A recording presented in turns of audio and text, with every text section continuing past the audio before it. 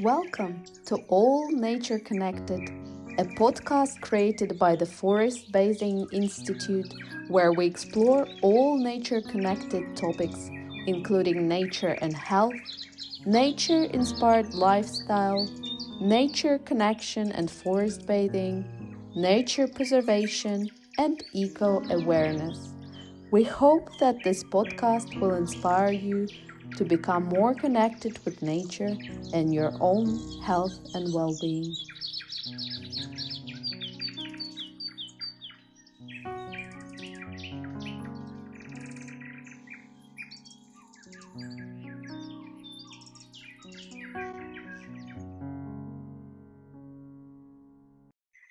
Hello everybody, my name is Theodora and I'm from the Forest Bathing Institute, and today I'm here with Joanna, who is one of our forest bathing guides, and we're going to talk about the training today and Joanna's story with nature connection.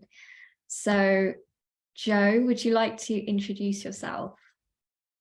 Well, hi everybody. I'm absolutely enamoured with forest bathing, and if I could do it every day, I would, despite the weather. So yes, my background was a travel agent actually many years ago, and a trainer as well in the industry. So I came to this late in life, if you like, having done that, having left that, and then having had my children. Right, so when did you do the training? What year was it? It was 2019 in August.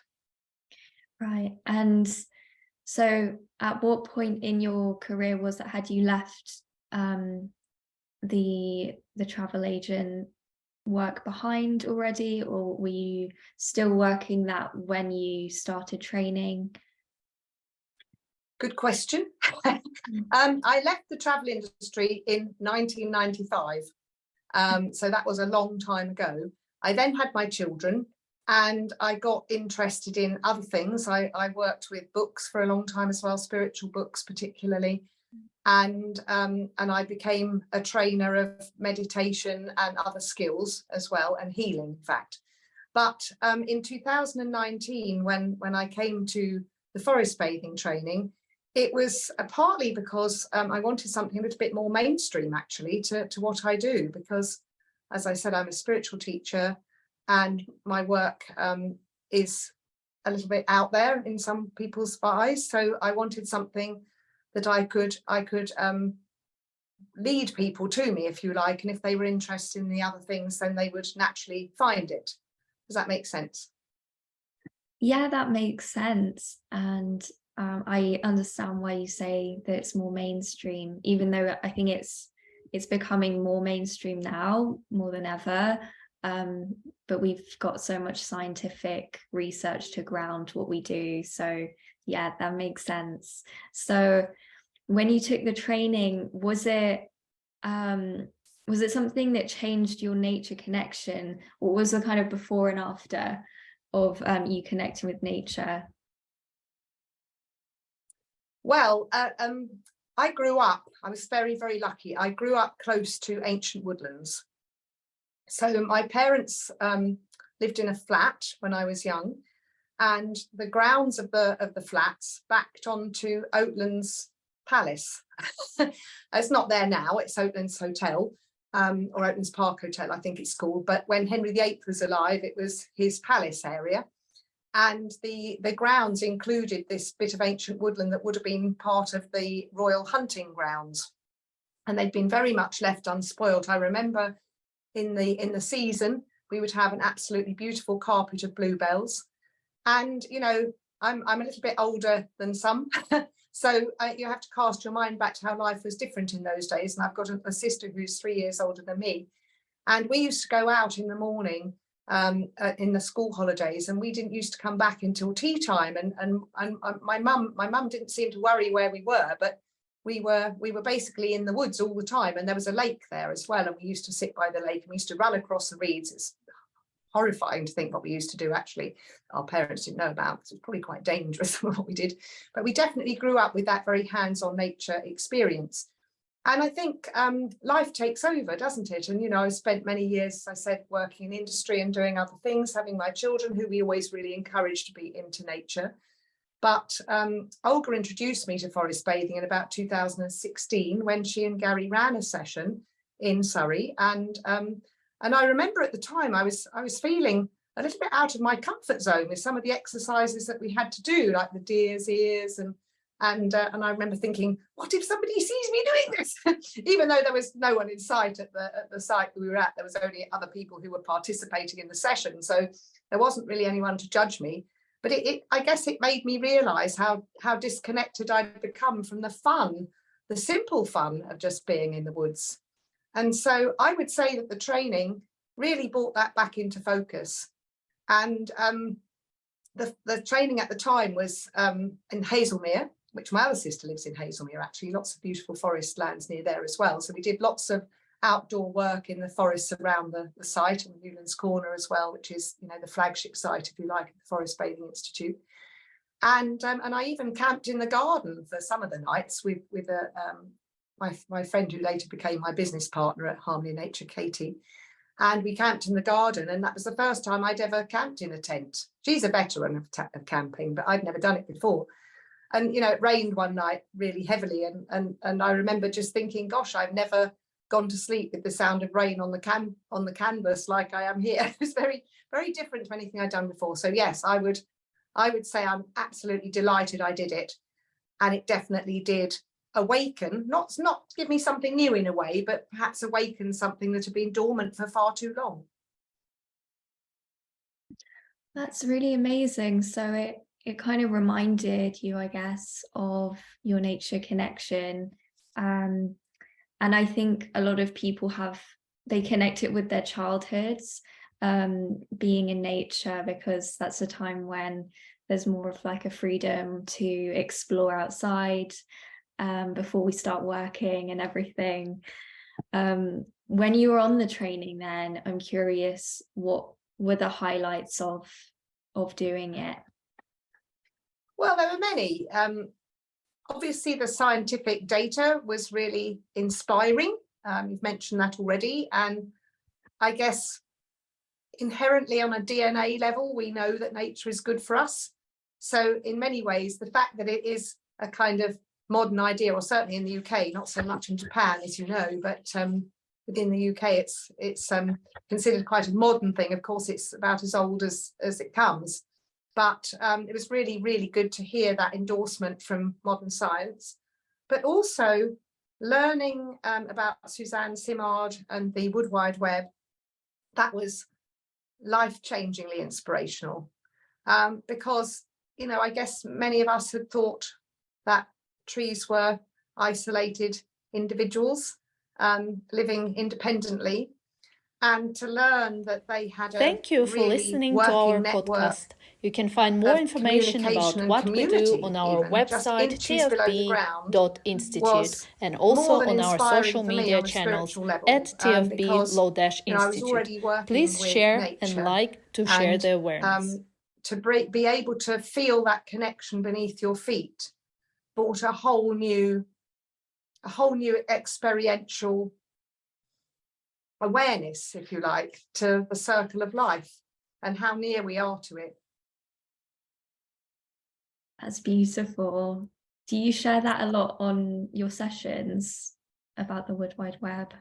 Well, oh, definitely. We always share about the Wood Wide Web, and we are very careful with the audience how spiritual we make it. So if we have a group of GPs or doctors or whatever, then we explain it in a more factual way.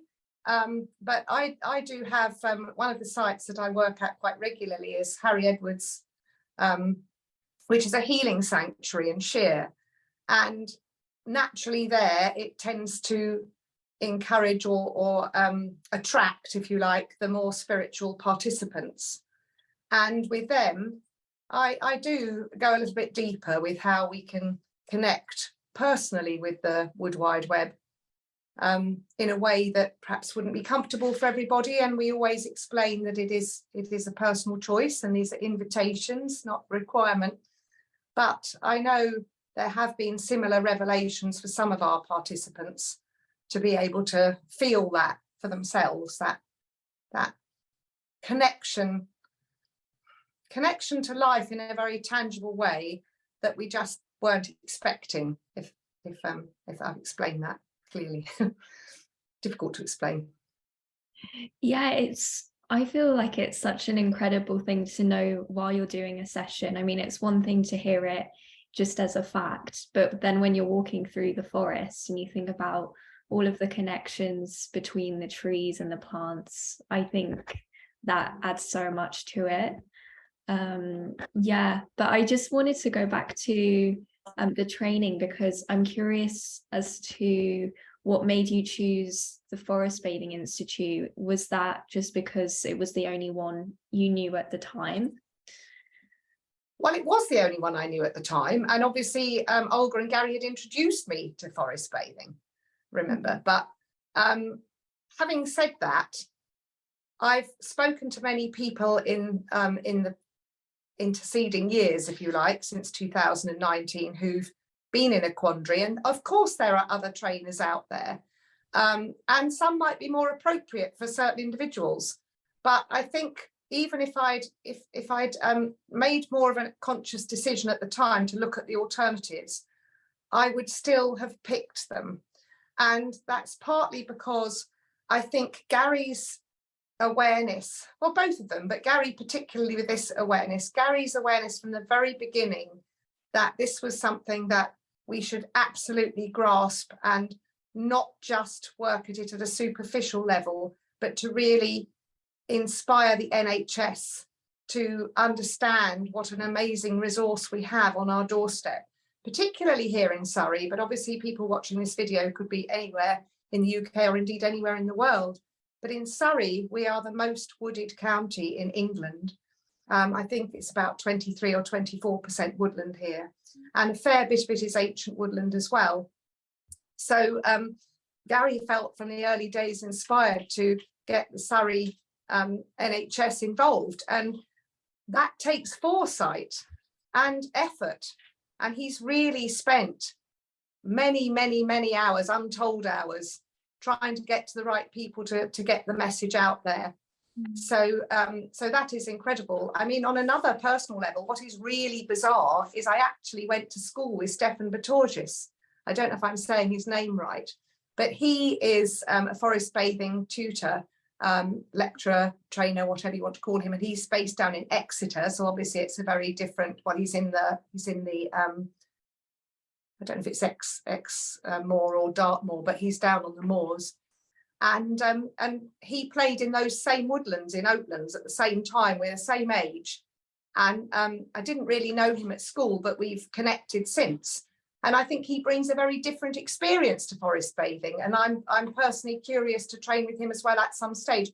But I don't feel that they're at all competitive. And that's the really interesting thing, that we have to go with where our gut feels comfortable. And no one can replicate what Gary and Olga have done in terms of the foundations they've managed to put in place in the small time that they've had, because we're talking about 6 or 7 years, I guess, since they first brought the idea over. And I just think that foresight that they had was incredible.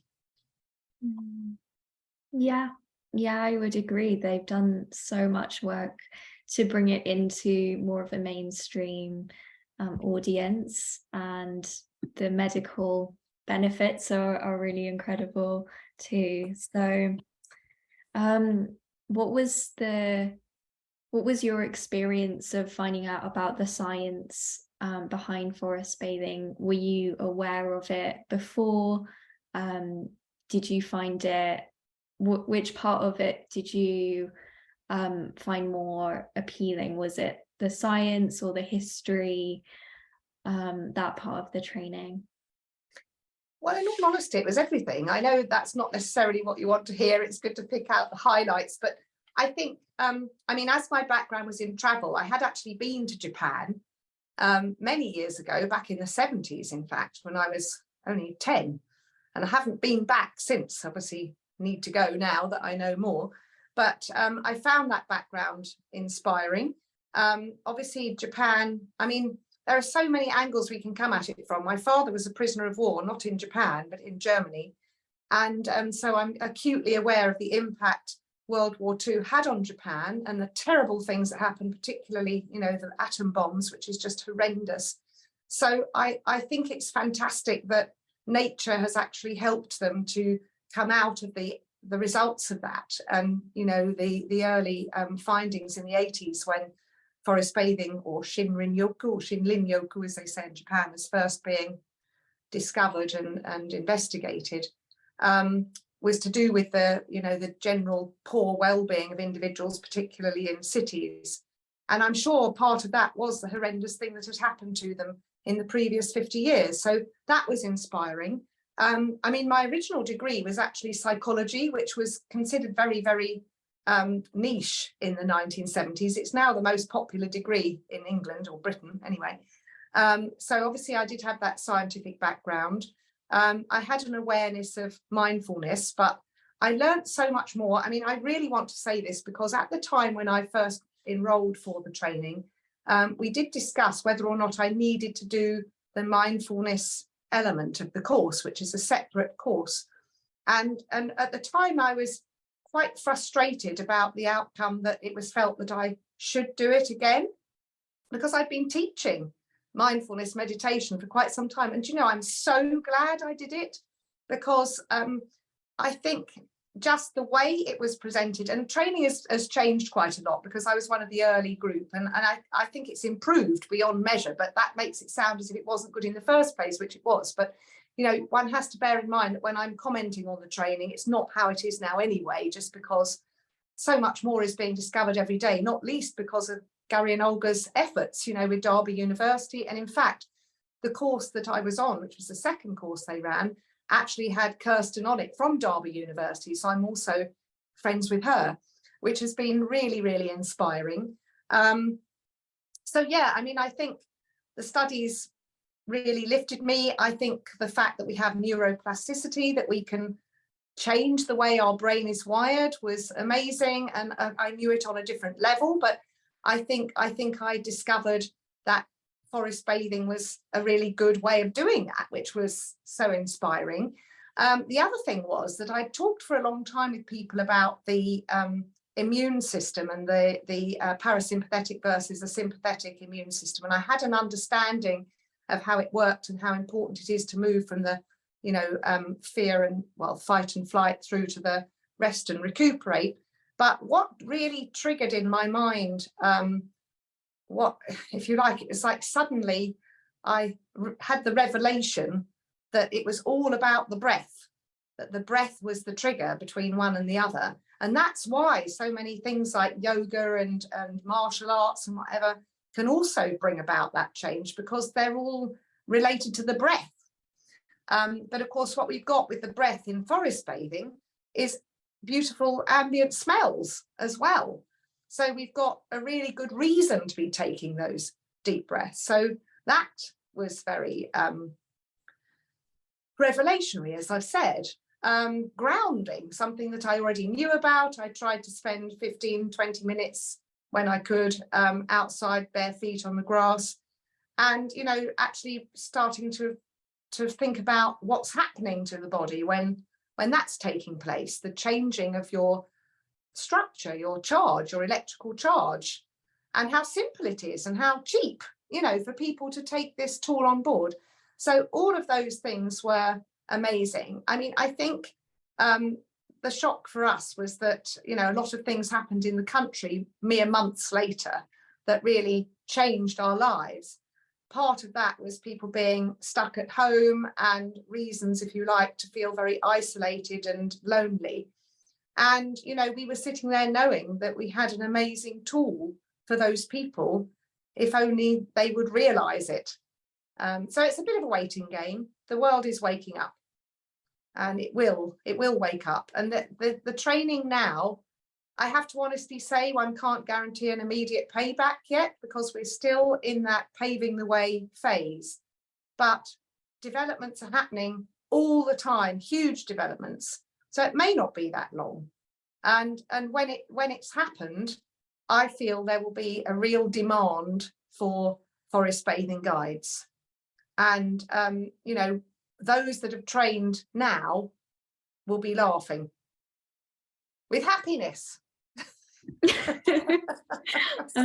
Yeah, I would agree. Like, we don't replace a 9-to-5 income just yet, unless you take the training and do a lot of your own things as well.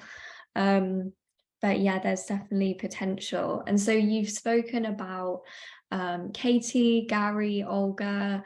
Could you talk a bit about being on the team at TFBI and what are the benefits of that team for you? Well, I mean, I'm probably familiar with not many of the new people, although when I get invited to come along and make up the numbers on their training sessions, you know, in the woods, I'm there if I can be, because it's just refreshing to, I mean, you know, you hear over the years how people come up with new ideas, but people always do. And although it isn't a requirement of the course, because you're given so many ideas during the course and we don't need to all be breaking into new territory, but whenever you experience another guide, there's always fun new things that you learn, little ideas that they've had. And we're not competitive about it. So, you know, well, some people might be, but it's not encouraged, and it's certainly not something that I would encourage. And I'm very happy for people to take ideas of mine and, you know, perhaps improve some of them, but just take them on board and make their session a little bit different to the mainstream expectations. So Suzanne, I've met many times and done several forest bathing sessions for her. She's amazing. Amanda is lovely. They've both been on the training team. I'm not sure if they still are. I've done courses with Janine on herbs and what have you. So that's taking them outside the environment of the Forest Bathing Institute. Within the Institute, working with those people is always refreshing.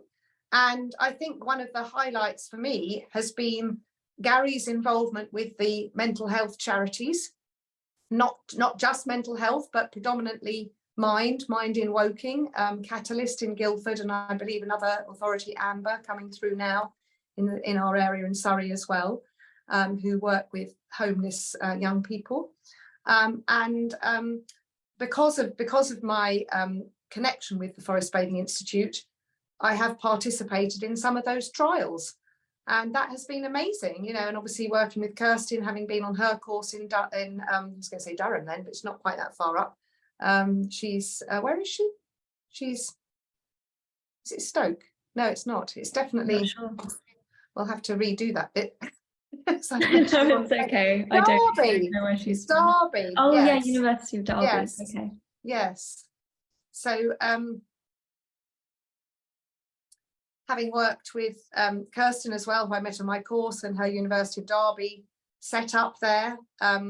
Then the course that we did a 6-week course for Mind, and that involved 1.5 to 2 hours on the same day of the week for 6 consecutive weeks. We started with 10 people, and actually by the end of it, something like 7 or 8 had been to all 10 sessions, which was amazing. Only one person dropped out, and even he did, I think, 6 of the 10. And the findings were incredible. We weren't the only study that Kirsten was working on. She was working on some other research that Rosanna, another amazing guide I've forgotten to mention, that she trained with me actually, and she's incredible too. So they had, Amanda and Rosanna had been involved in these tests as well. And, you know, I think that the latest outcome was a 42% reduction in anxiety as a result of the session. So that is absolutely incredible. And the other results were impressive too. So if I wasn't part of the team, I wouldn't have been given that opportunity. Amazing. And I'm curious about any other kinds of work that you do and whether that connects with forest bathing, nature connection, in a direct or indirect way. Well, in a very direct way, being encouraged to redo the mindfulness course, which, as I said, you know, at the time I thought, oh, have I got time for this? But actually, as I said, I really enjoyed it, and it put a very different stance on my understanding as well of mindfulness because of Olga's background at the time, she was explaining it from a different viewpoint, and that was very helpful. So as a direct result of that, I actually developed an online course called Mindful Chakras, which goes through all the chakras in the body, starting below the body, starting with connecting with the Wood Wide Web, which I never would have done before that, right up to the one above the head. And I've enhanced it with something I learned a few years ago from a very spiritual guru, if you like, called Drunvalo Melchizedek. He's an American chap from Colorado area. And he taught me an indigenous little meditation which involves connecting with unity consciousness by connecting with the earth and connecting with the sky.